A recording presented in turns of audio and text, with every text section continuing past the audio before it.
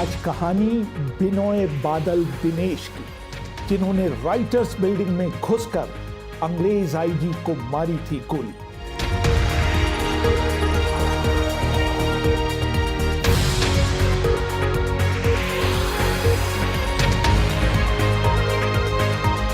अभिवादन स्वीकार करिए रेहान फजल का।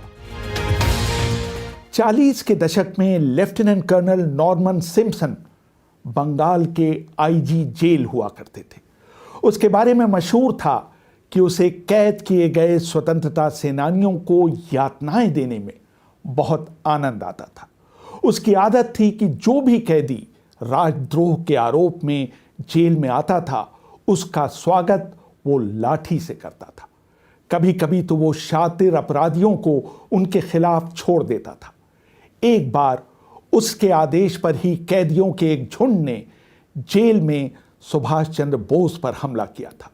भारत की आजादी की लड़ाई के ऐसी कितनी कहानियां हैं जिनके बारे में लोगों को बहुत कम पता है।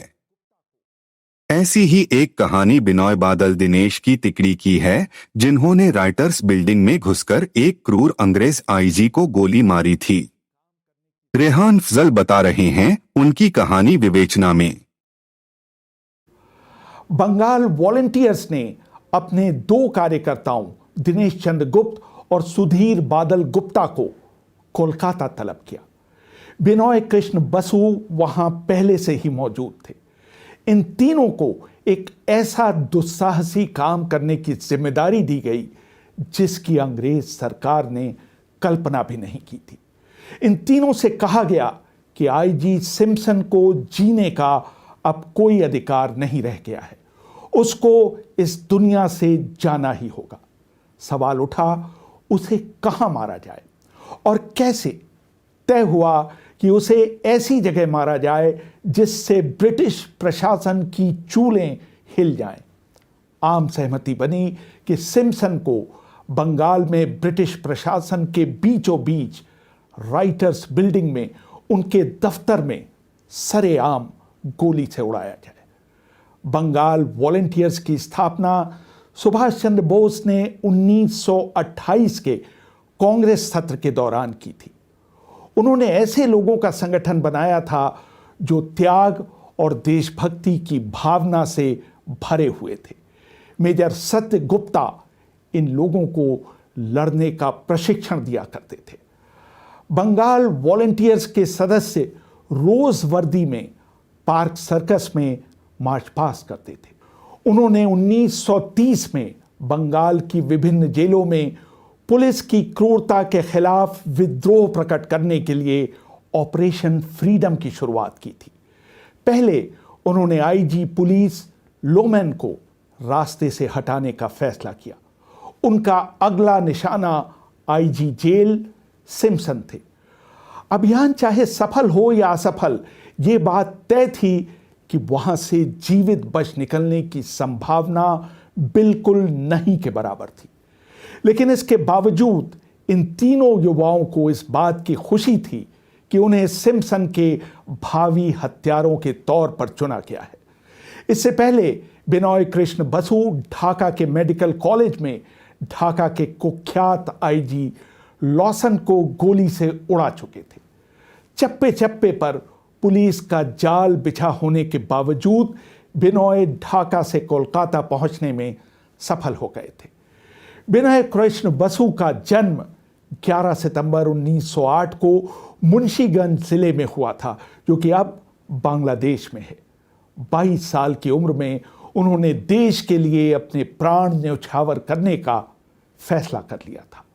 दिनेश गुप्ता भी 6 दिसंबर 1911 को मुंशीगंज जिले में ही पैदा हुए थे। बादल गुप्ता भी बंगाल वॉलंटियर्स के सदस्य थे। उन्होंने अपने चाचाओं धरानी नाथ गुप्ता और नगेंद्र नाथ गुप्त के जीवन से प्रभावित होकर क्रांतिकारी गतिविधियों में भाग लेने का फैसला किया था। ये दोनों लोग अलीपुर कॉन्स्पिरेसी केस में शामिल थे और उन्होंने अरबिंदो घोष के साथ कई दिन जेल में बिताए थे। सिम्पसन को मारने के मिशन के लिए इन तीनों युवाओं के लिए पश्चिमी तरीके के सूट सिलवाए गए और उनके लिए रिवॉल्वरों और गोलियों का इंतजाम किया गया। सिम्पसन को मारने के लिए 8 दिसंबर की तारीख नियत की गई। 8 दिसंबर 1930 को इन तीनों लोगों ने आखिरी बार अपने कोट की जेब चेक की। उनकी जेबों के अंदर रिवॉल्वर और कारतूस थे। बादल ने अपनी जेब में पोटेशियम साइनाइड का कैप्सूल रखा। जैसे ही घड़ी ने 12 बजाए, इन तीनों स्वतंत्रता सेनानियों का सफर शुरू हुआ। उन्होंने एक कैब ड्राइवर से उन्हें राइटर्स बिल्डिंग ले जाने के लिए कहा। सुप्रीम सरकार अपनी किताब इंडिया क्राइड दैट नाइट में लिखते हैं, जैसे ही एक टैक्सी राइटर्स बिल्डिंग के मेन गेट पर रुकती है, वहां तैनात पुलिस अफसर सूट बूट पहने 3 लोगों को उससे नीचे उतरते हुए देखता है। टैक्सी का किराया देने के बाद ये तीनों पूरे आत्मविश्वास के साथ आगे बढ़ते हैं। पुलिस अफसर और उसकी टीम को उनके इरादे के बारे में कोई शक नहीं होता। वो सीढ़ियां चढ़ते हुए पहली मंजिल पर पहुंच जाते हैं। लेफ्टिनेंट कर्नल सिम्पसन अपने कमरे में बैठा एक पत्र लिख रहा है। उसके बगल में उसका निजी सहायक जेसी गुहा और चपरासी बागल खां खड़े हुए हैं। दरवाजे के बाहर सहायक चपरासी फागू सिंह मौजूद है। सिम्पसन का दफ्तर लंबे गलियारे के पश्चिमी छोर पर था। उसके बगल में कई अंग्रेज अफसरों के दफ्तर थे। साहबों के कमरे के बाहर उनके अर्दली खड़े हुए थे। तेजी से चलते हुए तीनों युवक सिम्पसन के कमरे के बाहर पहुंचे। फागू सिंह ने उनसे सवाल किया, क्या आप साहब से मिलने आए हैं? बिनॉय ने उल्टा उससे सवाल किया, क्या वो अंदर हैं? फागू ने कहा, वो अंदर हैं लेकिन व्यस्त हैं। क्या आपने उनसे मिलने का समय ले रखा है? अगर आपके पास विजिटिंग कार्ड है तो मुझे दे दीजिए, या फिर इस रजिस्टर में अपना नाम लिख दीजिए। मैं साहब को आपके बारे में बता दूंगा, लेकिन आपको तब तक इंतजार करना होगा जब तक अंदर से जवाब नहीं आ जाता। तीनों ने आओ देखा ना ताओ चपरासी को धक्का देते हुए जोर से दरवाजे को धक्का दिया। पलक झपकते ही उनके रिवॉल्वर उनके हाथ में आ गए। सुप्रीम सरकार लिखते हैं, सिम्पसन ने सिर उठाकर देखा कि 3 युवक उसकी मेज के सामने उस पर रिवॉल्वर ताने खड़े हैं। उसका सहायक गुहा जैसे ही पीछे हटा, उन तीनों के रिवॉल्वरों से निकली गोलियों ने सिम्पसन के शरीर को छलनी कर दिया। आईजी जेल को अपनी जगह से हिलने तक का मौका नहीं मिला और अपनी कुर्सी पर बैठे बैठे ही उसके प्राण पखेरु उड़ गए। ये दृश्य देख गुहा चिल्लाता हुआ उस कमरे के बाहर गलियारे के पश्चिमी छोर की तरफ भागा। फागू सिंह ने दौड़कर एक दूसरे अंग्रेज अफसर टफनल बैरेट के कमरे में शरण ली। बैरेट ने तुरंत पास में लाल बाजार फोन कर सुरक्षा बलों को सचेत कर दिया। उसने चिल्लाकर कहा, राइटर्स में गोली चली है, सिम्पसन मारे गए हैं, तुरंत सशस्त्र सुरक्षा सैनिकों को भेजिए। पुलिस कमिश्नर चार्ल्स टेगार्ट ने वाहन बुलाने की बजाय दौड़कर राइटर्स बिल्डिंग पहुंचना ज्यादा मुनासिब समझा। उनके साथ रिजर्व फोर्स के सैनिक थे। 2 या 3 मिनटों के अंदर वो राइटर्स बिल्डिंग पहुंच गए। इस बीच बंगाल के आईजी क्रेग दूसरी मंजिल के अपने कमरे से हाथ में रिवॉल्वर लिए पहली मंजिल पर उतर आए। सिम्पसन को गोली मारने के बाद बिनॉय बादल दिनेश ने हाथ में रिवॉल्वर लिए गलियारे में पश्चिम से पूर्व की तरफ चलना शुरू कर दिया। इन तीनों ने जोर जोर से वंदे मातरम के नारे लगाने शुरू कर दिए। बाद में इस पूरी मुठभेड़ को बैटल ऑफ वरांडास की संज्ञा दी गई। उस समय फोर्ड नाम का एक सार्जेंट अपने निजी काम से राइटर्स बिल्डिंग आया हुआ था। उसके पास कोई हथियार नहीं था। वो सीढ़ियों के पास खड़ा होकर सारा नजारा देख रहा था। सुप्रीम सरकार लिखते हैं, आईजी क्रेग ने इन तीनों युवकों को देखते ही उन पर गोली चला दी, लेकिन वो गोली उनमें से किसी को नहीं लगी।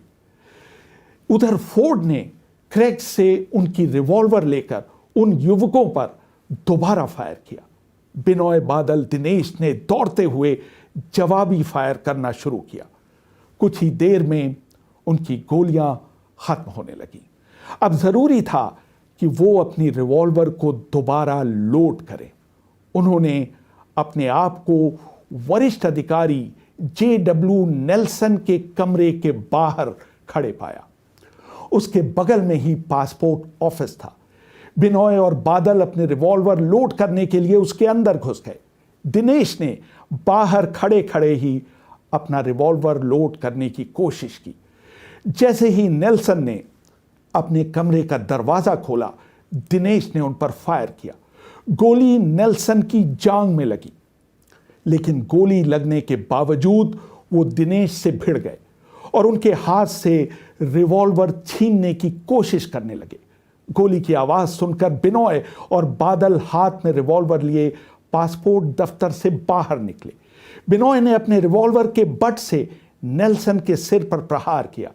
नेल्सन जमीन पर गिर गए, लेकिन इसके बावजूद वो रेंगते हुए कमरे से बाहर निकलने में कामयाब हो गए। उनके पूरे शरीर से खून बह रहा था। इस बीच तीनों युवक भागकर फिर से पासपोर्ट दफ्तर में घुस गए। जब तक वहां लाल बाजार से रिजर्व फोर्स नहीं पहुंची, क्रेग और फोर्ड के अलावा किसी शख्स की अपने कमरे से बाहर निकलने की हिम्मत नहीं पड़ी। जैसे ही सुरक्षा कर्मियों की कुमक वहां पहुंची, हालात बदलने लगे। जिस पासपोर्ट दफ्तर में बिनोय बादल दिनेश मौजूद थे, उसे चारों तरफ से घेर लिया गया। दरवाजे की एक झिर्री से दिनेश ने बाहर गोली चलाई, लेकिन गोली निशाने पर नहीं लगी। एक पुलिस अफसर जोन्स ने जवाबी फायर किया। इस बार गोली ने दिनेश के कंधे को घायल कर दिया। सुप्रीम सरकार लिखते हैं, तीनों युवक चारों ओर से घिर चुके थे। दरवाजे के दोनों ओर बंदूकधारी सैनिकों ने पोजीशन ले ली थी। तीनों ने एक दूसरे की तरफ देखा। उनको पता था कि सिर्फ एक चमत्कार ही उन्हें वहां से सुरक्षित निकाल सकता था। जब यह लगने लगा कि वो पकड़े जाने वाले हैं और उनकी गोलियां खत्म होने लगी हैं, उन्होंने अपने आप को मौत के लिए तैयार किया। बादल ने अपनी जेब से पोटेशियम साइनाइड का कैप्सूल निकालकर उसे निगल लिया। 1 मिनट के अंदर ही उनका शरीर निर्जीव होकर नीचे लुढ़क गया। तभी बाहर खड़े पुलिस वालों को कमरे के अंदर से गोली चलने की 2 आवाजें सुनाई दी। बिनोय और दिनेश ने अपने आप को सिर में गोली मार ली थी। जब पुलिस ने दरवाजा खोला तो देखा कि दिनेश के बगल में .455 की वेबली रिवॉल्वर पड़ी हुई थी। बिनोय की पतलून की पिछली पॉकेट में .32 बोर की आइवर जॉनसन रिवॉल्वर थी। बादल के शरीर के पास भी .32 बोर की एक अमेरिकन रिवॉल्वर पड़ी हुई थी। जमीन पर गोलियों के खोल बिखरे पड़े थे और 3 पश्चिमी हैट्स भी गिरी हुई थी। इसके अलावा वहां भारतीय राष्ट्रीय कांग्रेस के 2 झंडे जमीन पर पड़े हुए थे। एक झंडा बिनोय की पतलून में भी पाया गया। बादल के पार्थिव शरीर को मुर्दा घर ले जाया गया, जबकि बिनोय और दिनेश को अस्पताल पहुंचाया गया। अंग्रेजों की पूरी कोशिश थी कि इन दोनों को किसी तरह बचा लिया जाए, ताकि उन्हें षड्यंत्र के अंदर तक जाने का मौका मिल सके। अगले दिन आनंद बाजार पत्रिका की सुर्खी थी, Bengal inspector general of prison shot dead. डॉक्टरों ने इन दोनों को बचाने के लिए एड़ी चोटी का जोर लगा दिया, लेकिन वो बिनोय को नहीं बचा पाए। 13 दिसंबर 1930 को उन्होंने अपनी आखिरी सांस ली। उनकी मौत से 2 दिन पहले उनके पिता ने ब्रिटिश सरकार से अपने बेटे को आखिरी बार देखने की अपील की। सरकार ने उनके इस अनुरोध को स्वीकार कर लिया। आश्चर्यजनक रूप से दिनेश मौत के मुंह से बाहर निकल आए। उनके खिलाफ सेशन जज रॉल्फ रेनॉल्ड्स गार्लिक की अदालत में मुकदमा चलाया गया। गार्लिक ने अपना फैसला सुनाते हुए कहा, हत्या की सजा मौत है। मुझे इस बात में कोई शक नहीं कि जिन 3 लोगों ने कर्नल सिम्पसन की हत्या की थी, दिनेश चंद्र गुप्त उनमें से एक थे। इसलिए मैं उन्हें भारतीय दंड संहिता की धारा 302 के तहत मौत की सजा सुनाता हूं। 7 जुलाई 1931 को सुबह 4:45 पर दिनेश फांसी के फंदे पर झूल गए। उस समय उनकी उम्र थी मात्र 19 वर्ष। दिनेश की मौत को रुकवाने के लिए हस्ताक्षर अभियान चलाया गया। अंत में गवर्नर के पास उनकी मौत को रुकवाने की याचिका भेजी गई, जिसे उन्होंने अस्वीकार कर दिया। कानून और व्यवस्था भंग होने की संभावना को देखते हुए उनकी फांसी की तिथि और समय को गुप्त रखा गया, लेकिन इसके बावजूद उस खबर को छिपाया नहीं जा सका। अगले दिन एडवांस अखबार की सुर्खी थी, dauntless Dinesh dies at dawn. Dinesh को फांसी दिए जाने के 20 दिन बाद उन्हें फांसी की सजा सुनाने वाले जज रेनॉल्ड्स गार्लिक को उनकी ही अदालत में कनाई लाल भट्टाचार्य ने गोली से उड़ा दिया। आज़ादी के बाद कोलकाता में उनके सम्मान में डलहौजी स्क्वायर का नाम बीबीडी बाग रखा गया। रेहान फजल, BBC, दिल्ली।